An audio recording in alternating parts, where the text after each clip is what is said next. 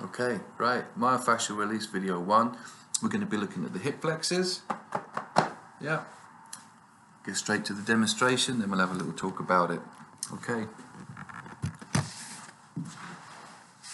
Find point number 1. You're going to want to find the bony bit on the front of your pelvis. Yeah, just put a flat hand on the front there. Find that bony bit that sticks out. What you're going to do is you're going to drop your fingers down from there, about a centimetre, maybe an inch, until you're off the bone. So if you put the contact on the bone, you want to slide down until you drop off the bone with your ball. Yeah, just in there.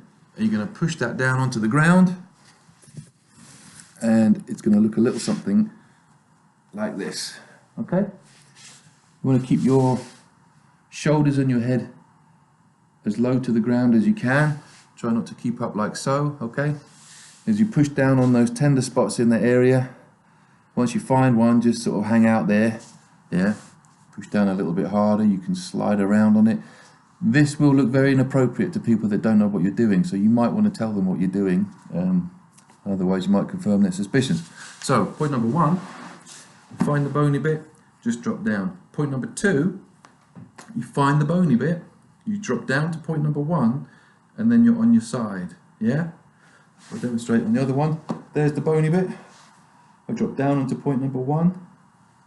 Point number 2 is on my side. So if you can get a good look at that, as I lay down on my side, that ball is actually pushing in on that part of my other hip. So make sure you get yourself lined up there nicely. This one can be a bit more tricky to find, but when you find it, you're going to know about it. So when you get a tender spot, it will make your face and your whole body go, ooh. That's what we're looking for. When we find it, we push down on it. We can just let our body try and relax on it. Yeah. Again, you can start to slide around a little bit on that ball. Yeah. Okay. And then we're going to find point number 3. To find point number 3,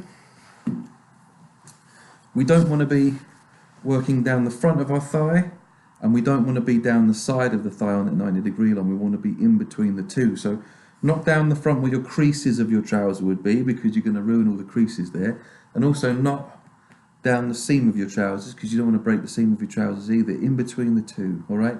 So find the bony bit, find the side bit, in the middle, about a third to half the way down your leg. So what you're going to want to do is turn your leg in slightly, yeah, to get that 45-degree angle to push down on the floor. So get the ball on there, turn your leg in slightly, yeah,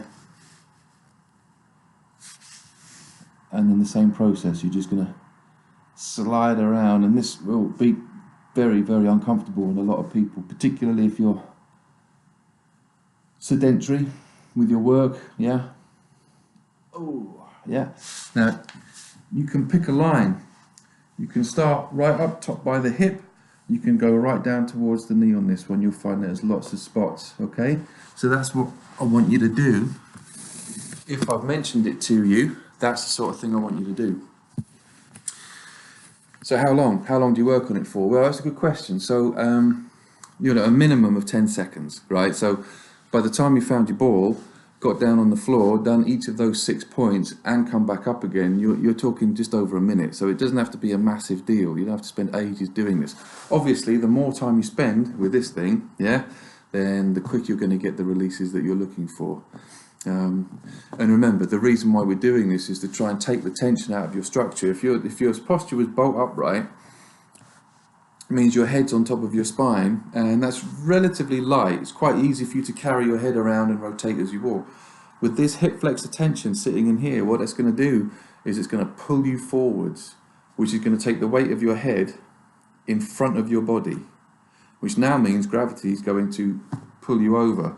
So to compensate for that, you're going to have to generate all kinds of tensions along your back to stop you from falling over. And with that comes a problem. If you've got soft tissue tension engaged in a spine or any part of your body, it will compress those tissues together.